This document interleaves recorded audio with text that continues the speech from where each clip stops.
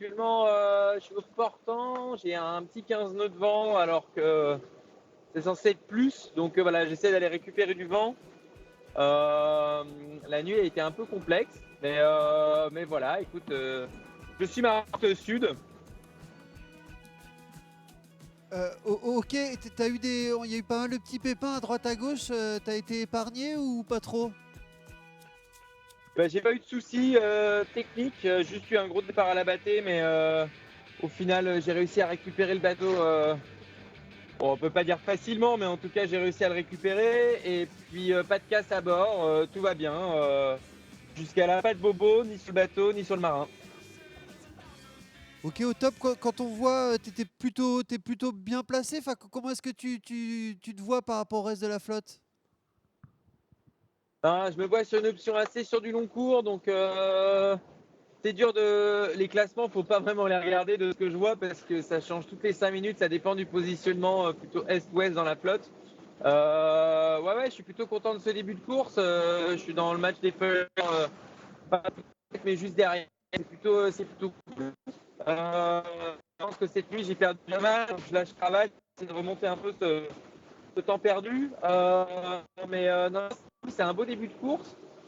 Je pense qu'on a tous fait un peu l'espèce de dos rond vu la mer dans la deuxième nuit là, qui n'était pas facile après le Cap Finistère.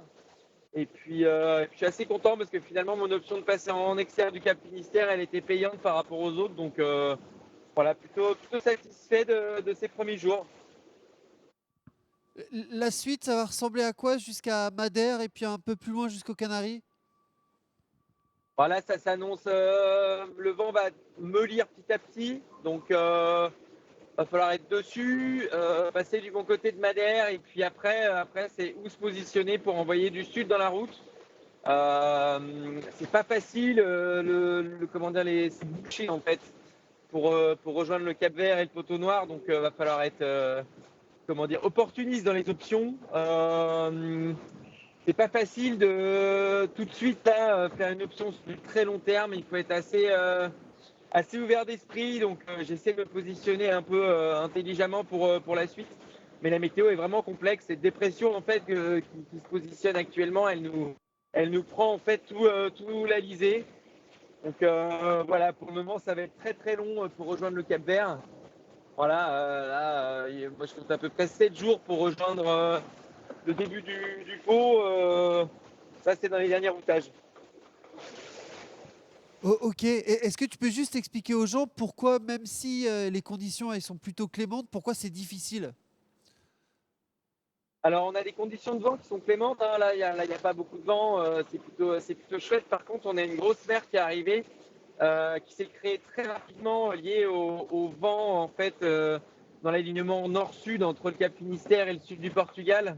Et ça a créé une mer assez forte de 3 mètres 50 avec un espacement de vagues très court, avec à peu près 7 secondes entre chaque vague, ce qui est vraiment pas agréable pour les bateaux et pour les marins. Donc on ne peut pas aller très très vite dans ces conditions, donc il faut faire avec. Et puis c'est des conditions, on est tout le temps un petit peu entre deux voiles. Le vent descend, il faut changer de voile, mais en fait les conditions de mer sont très difficiles, donc faut essayer de trouver le bon compromis, ce qui n'est pas facile. Et je pense que le petit peloton de tête, il est réussi à passer entre les gouttes de cette mer forte. Et c'est un peu ce que j'ai essayé de faire cette nuit, c'est de m'en échapper pour aller plus vite, parce que c'est pas parce qu'il y a plus de vent qu'on va plus vite, mais c'est quand on a moins de mer. Et donc voilà un peu l'option stratégique du moment. Ok, parle-nous du reste. Est-ce que tu as réussi à dormir? Est-ce que tu te sens fatigué? Cette nuit, j'ai réussi à enchaîner quelques petites siestes. Hier après aussi, ça devait être un peu dans les premières depuis le départ. C'était très compliqué dernièrement, lié à l'état de la mer. Le bateau, il était entre départ au tas et départ à la bâtée, donc il fallait être un peu sur les écoutes. Ça demandait beaucoup d'énergie. Là, ça va aller dans le mieux, donc on va tous pouvoir se reposer petit à petit.